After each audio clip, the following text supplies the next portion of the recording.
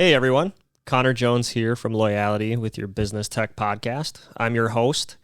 Thank you for tuning in again. For anyone who hasn't tuned in before, the reason why we do this is because a lot of MSPs and IT providers gatekeep their information, some of which I'm going to talk about today. We're going to be diving into statistics. We're going to be diving into business email compromise and some more things you can do to protect your emails and your people and your organization. So I want you to think for a second. How long do you think a bad actor or a hacker would be sitting in an environment, in an IT environment, in an organization, without being found out? 206 days. I don't know how close you were in your guesses, but 206 days. That's how long. So almost 7 months.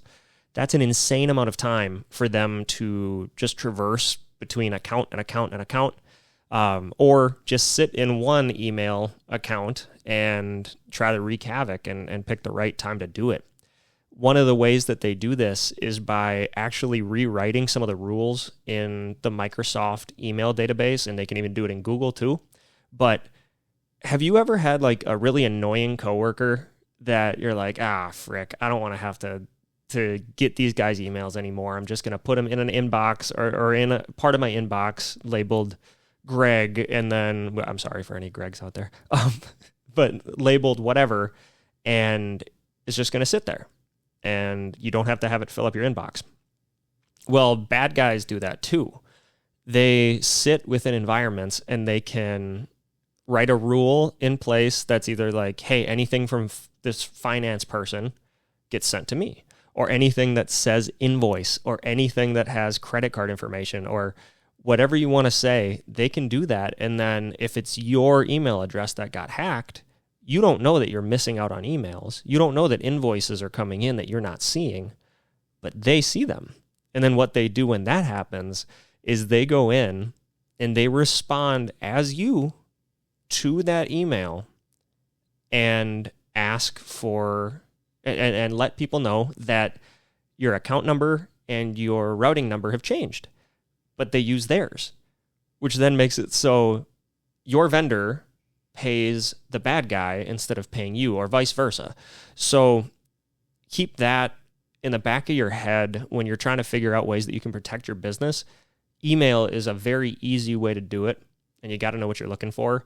I've heard some bad things where after the fact, you can't even find the email that they sent out, or you can't even find some of the stuff you're looking for after the person's been found out, because they just deleted all of them from in that folder. So just watch out, be careful. Another thing that I wanted to mention is along the email line of things, there are specific email filters that can be put out there to help protect against some of that stuff on the front end. So then your account doesn't even get hacked, or your credentials don't get stolen. So some of those things include having an advanced email filter. So some of the things that does is it protects against spoofing by using the DMARC and DKIM protocols. So in layman's terms, think of it like a special handshake, where like, you know, and they know, like, you're cool, I'm going to let you in, it's fine. There are other things in place that make it so there aren't as many bad emails that come in, and one of them is no different than like phone calls. Like, you get a lot of spam calls. I mean, maybe they're from me, I don't know. No, I'm kidding. But you get a lot of calls from the same people over and over again, and they'll get marked spam because the sender profile or the caller profile is kind of sketchy, because they put out 1,000 dials in a day. That's weird. That's spammy behavior. Same thing with emails. You have it where senders send out either malicious emails, or they send out spammy emails, or they send out just fraudulent emails, and there's a reputation score associated with it. So with these advanced email filters, they look at those things. The machine looks at those things. The filter looks at those things and figures out, hey, this is a sketchy sender. I'm going to put it in junk, or I'm not even going to let it get through. I'm going to block it. So just when you're looking for different email filters, ask your provider those things. Another thing that that it does is, instead of us people having to look at the body of the email for like anomalies or weird things, like back in the day, it always used to be the Saudi prince that would be asking for money or goofy things like that. Now it has machine learning with AI that actually looks at the emails and checks to see if it's real or not, or checks to see if it's done by a machine or done in a fraudulent way, or if it seems legit. So it looks through the body of the text, it looks at the sender, it looks at the links associated, and then lets it through into your inbox. Now, one bad thing about that is, or one potential bad thing about that is that some okay emails don't get through to you. So that's where you have to like fine tune it. Either your IT person or your IT company can do that, or they can fine tune your settings to make it so more stuff comes your way because you know how to look for sketchy emails, or less stuff comes your way because you're a habitual clicker. And that actually brings me to the other thing that I wanted to hit on in this episode, which is the security awareness training that's associated with emails and business email compromise and phishing emails and phishing attempts. I just partnered with an organization actually with only our security stack, including the security awareness training.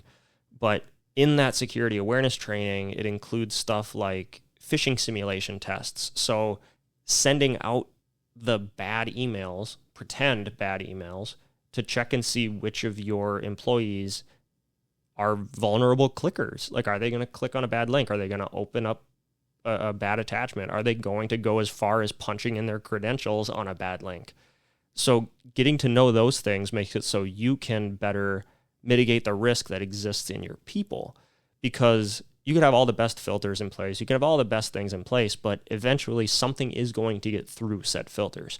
And the way to combat that is by having good awareness and good cybersecurity awareness.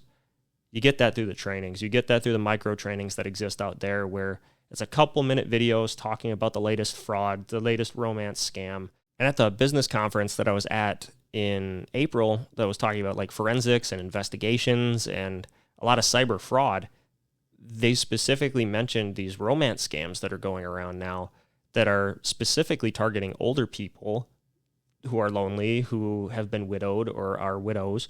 And it's unfortunate, but this little old lady is communicating with this guy that she met online that she thinks is real. This guy needs help. He's asking for $10,000, $20,000, and she thinks that it's very real. They are dating for 9 months and they've never met, but they even FaceTime online. Like, it's very real, but they don't realize that those people are not who they say they are. And that can actually happen from a business standpoint too. Like, I was hearing about some really scary things where there are interviews that are happening, and in the interviews, it's all remote. You're thinking you're hiring someone, you're thinking that they're going to be great, and then you find out that it's actually some person in a different country who's trying to gain your information and gain access to your information. I mean, that happened with a cybersecurity firm. That happened with a firm that does these cyber awareness trainings called KnowBe4. It was a fully remote interview process. They didn't realize that it was actually a North Korean hacker that came in. So he got a job there, started exfiltrating the data. They caught him and kicked him out. And I don't know if he got prosecuted or not. I hope he did. But if that can happen to a security company, it could probably happen to you too. So just keep aware of these things as you are traversing the business landscape nowadays. It's crazy out there. There are some stories that actually made me lose sleep after that conference, but the good news is there are ways to combat them. There are ways to stay aware.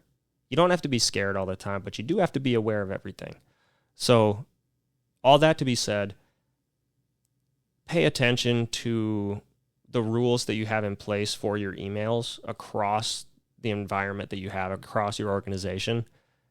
If you can, set something up where you get alerts every time a new rule is created, because if there's one that's anomalous or one that just doesn't make sense, you can at least check up on it. Number two, make sure that you are doing the cybersecurity awareness training. I talk about it all the time. I post about it all the time, but it's because it is the easiest freaking low-hanging fruit to pick off. It's relatively inexpensive, and it trains your people to make it so they aren't the weakest link anymore, or at least they aren't as weak of a link. And then finally, the email filters that can be in place, get them. You can get advanced email filtering through Microsoft Defender, just natively in M365. It's not as beefed up as some of the other ones like Barracuda or like Proofpoint or some of the other ones that are out there. It's better than nothing, but figure it out. Talk to me, talk to someone else, talk to people who know what they're doing, and then get it fine-tuned so you're not missing out on quotes and you're not missing out on invoices, but you also are missing out on the sketchy stuff that gets put into your inboxes. So thank you for listening. Today was a fun one for me. I was able to talk through some of the stuff I'm really passionate about. Like I say on LinkedIn, I'm in the business of soul security and cybersecurity. Today I was talking cybersecurity, but I'd be just as happy talking soul security with you guys. Next episode, actually, on that note, is with Kristen Jonas. So she has her own HR consulting company. I met her through Business with Christ, which is an event monthly that gets put on by the De Pere Chamber. Really cool event. If you are a Christian, hit me up. I will get you involved in it. You should attend, and I think it'd be really fun. But anyway, Kristen's going to be on. She's going to be talking about some of the mishaps that she's seen in HR. She's going to be talking about some of the ways that you can manage your people better and incentivize them better and get them to trust you and you trust them more, and just how to make it so you have a really good culture. And if you haven't noticed, we're going to have this new segment that's in where I'm going to ask every guest that we have on, if you had a time machine and you could go back to the beginning of your career, what is one thing that you would tell yourself that you wish you would have known? I'm excited to hear what Kristen's answer is. I'm excited to hear what everyone else's answers are. We got a lot of people that are going to be coming on here between now and the end of the year. Praise God, I'm not looking for more guests until 2027, which is really cool considering we just started this year. So only by the grace of God have we gotten here. I'm excited. Hopefully you're excited. Thank you for joining, and continue making it good days and continue being safe out there when it comes to being online. God bless y'all.